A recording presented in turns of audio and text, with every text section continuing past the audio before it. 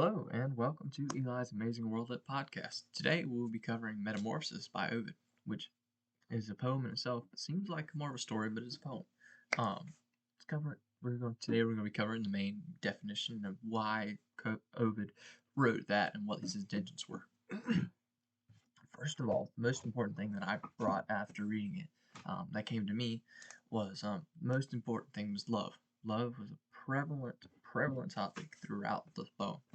And with many of the characters, you could see love in these situations. Now, the love was most often not true love. There was a couple cases where it was true love, but most often it was more of a lust, kind of a lust and more of a lust and kind of a evil and kind of bad intentions. If you understand, But the main example, the biggest example of love throughout the story was with Pyramus and Thisbe, or Thisbe, forgive me. Pyramus and Thisbe were two lovers that were separated, and the only way they could become close, even they were separated in a house, and the only way they could become close to even touching each other or kissing each other was through a wall. And one day they decided to escape, and they took off, and they went to meet at this tree. And of course, Thisbe was there before Pyramus, and she saw a lion and dropped part of her clothes, and the lion tore up the clothes, and Pyramus thought that a lion had got her, and he ran his sword upon himself and killed himself, when it turned out she was safe and got away. But then she fell upon his sword and died with him, and they were bonded in love. Because their love was so strong for each other, they couldn't be one without the other, which is why they're almost like Romeo and Juliet, in a sense. But that was the one true love story throughout the entire Metamorphosis that I found. Everything else was not specifically centered just on love, but more as love as a side note.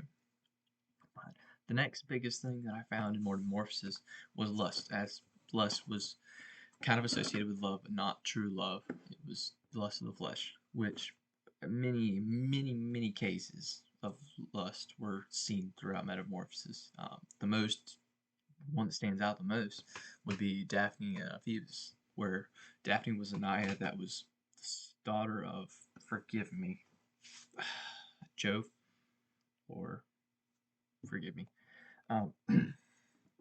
But she was running away from Phoebus, and when Phoebus finally caught up to her, he was going to rape her, and she had her father turn her into a myrtle tree, and she was turned into a tree before Phoebus could complete his actions, which is good for her, but at the same time, it was not good for Phoebus didn't get his way, but in the end, she was a beautiful tree that she was created, which stopped his lust on her.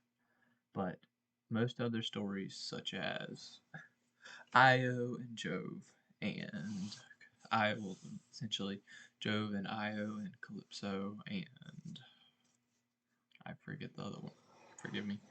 But those are also stories of lust where the gods were being mischievous and were raping women, and essentially this was Ovid's account of all that happening.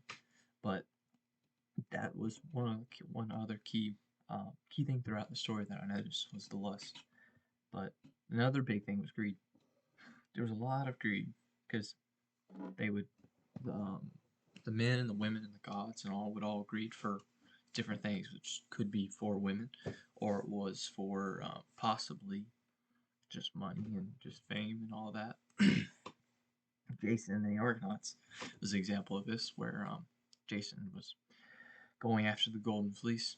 He wanted to seek it out and to find it and to bring it back as a prize, and it almost cost him, but he made it through. But that was still a driving force that he didn't need to go for the golden fleece, but he did end up going for it anyway. But reflecting back on myself, there's a lot of things that you can relate to Metamorphosis a lot, because it mostly talks about changes, and people can change just like anyone else. So with the gods changing and with the people changing, it's just like in today, where people lust after things, they're greedy, and I mean there's true love, but also those other two factors have a big part, and they kind of mess up a lot of stuff sometimes.